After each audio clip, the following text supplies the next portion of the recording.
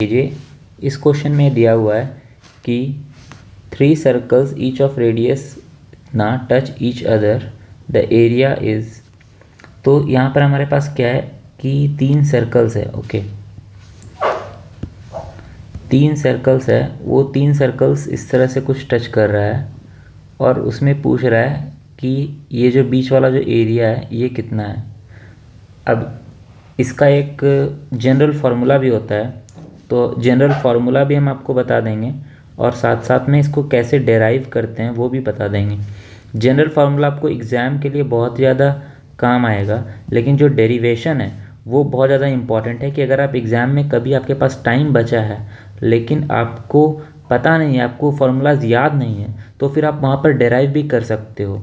ये चीज़ अभी सुनने में बहुत अजीब लगता है कि डेरिवेशन कैसे कर सकते हैं एग्ज़ाम में, लेकिन यकीन मानो टाइम कभी कभी मिल जाता है, तो उस कंडीशन को भी हम लोग को यहाँ पर लेकर के चलना है। तो चलिए अब हम लोग पहले हम लोग बाद में देखेंगे, पहले हम लोग डेरिवेशन देख लेते हैं जिससे कि हम लोग को समझ में आए कि ये चीज़ काम कैसे करता है। तो चलिए देखते हैं।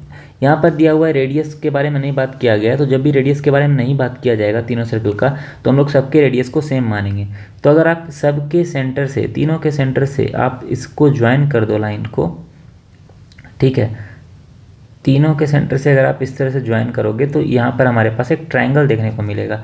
अब सपोज़ करो कि हर सर्कल का रेडियस आर है, तो ये भी आर हो जाएगा और ये भी आर हो जाएगा, या और क्योंकि ये एक सिमेट्रिक फिगर है तो जो ट्रायंगल बनेगा वो भी इक्विलेटरल ट्रायंगल बनेगा।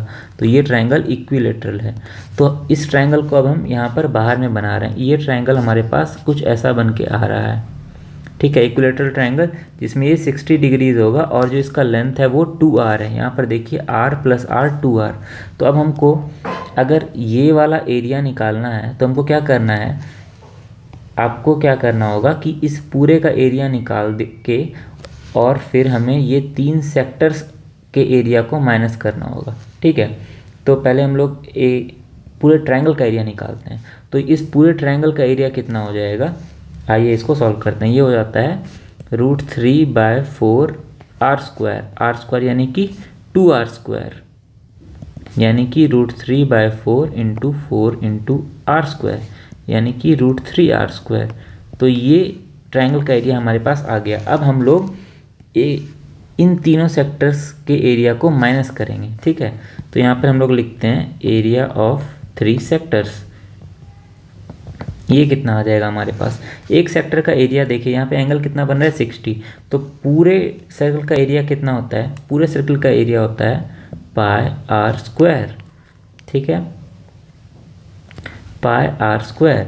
लेकिन हमारे पास कितना है, ये 60 डिग्री है सिर्फ, यानी कि 60/360 यानी कि 1/6। ये हुआ एक सेक्टर का एरिया, इस एक सेक्टर का एरिया, लेकिन हमें तो ऐसा 3 सेक्टर्स चाहिए, तो × 3। आई होप ये आपको समझ में आया होगा, ठीक है। तो ये कितना हो जाएगा, × 3 करते हैं हम लोग, इसको यहाँ से कटा देंगे तो ये हो जाएगा πr²/2। तो अल्टीमेटली जो हमारा बीच का जो एरिया है वो कितना आ रहा है, area of that triangle -3 sectors, ठीक है। तो ये कितना आ जा रहा है, √3r² - πr²/2। इसी को अगर आप जनरलाइज करोगे, r को अगर आप कॉमन लोगे, r² को, तो ये आ जाता है √3 - π/2। ये आपको बहुत जगह पर देखने को मिलेगा ये जनरलाइज्ड फार्मूला, लेकिन इसका डेरिवेशन भी आपको पता होना चाहिए, याद नहीं होना चाहिए, पता होना चाहिए, ठीक है, कि किस तरह से ये डेराइव हुआ। अब इसके ऊपर हम लोग इस क्वेश्चन को सॉल्व करेंगे जो कि हमारा दिया हुआ है। यहाँ पर देखिए रेडियस कितना दिया हुआ है, 5√3 सेंटीमीटर, ठीक है। तो सिंपली इसको पुट कर देंगे, 5√3 यानी कि 25 × 3 r² हो जाएगा इतना ना, 5√3 का × √3 - π/2। सिंपली इसको सॉल्व कर लेते हैं, 25 × 75 √3 तो ये वाला हमारा ऑप्शन आ जाएगा, ऑप्शन डी। तो आई होप ये कॉन्सेप्ट आपको अच्छा लगा होगा, और इस तरह के ना और भी कॉन्सेप्ट, जितने भी यूनिक कॉन्सेप्ट्स होते हैं वो हम इस सीरीज़ में कवर करने वाले हैं। तो इस चैनल को जरूर सब्सक्राइब कर लीजिएगा। मिलते हैं हम आपसे नेक्स्ट वीडियो में। Thanks for watching, bye.